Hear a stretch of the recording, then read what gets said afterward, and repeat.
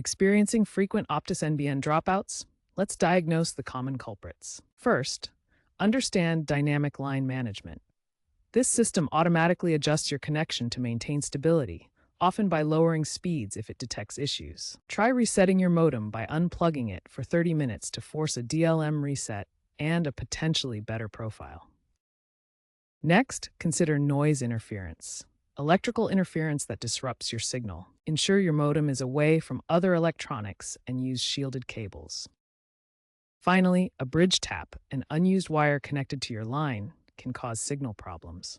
Contact Optus to have a technician check for and remove bridge taps, as this requires professional intervention. Many customers in 2024-2025 have experienced bridge taps requiring technician intervention to fix. Your modem setup is crucial for a stable Optus NBN connection. Ensure you're using an NBN-compatible modem, like the Optus-supplied Huawei HG659, or a third-party option like Netgear Nighthawk. Keep your modem's firmware updated to benefit from the latest fixes and optimizations. Set the VLAN ID to 100 within your modem's settings, which is standard for NBN. Avoid double NAT by using bridge mode if you have a separate router.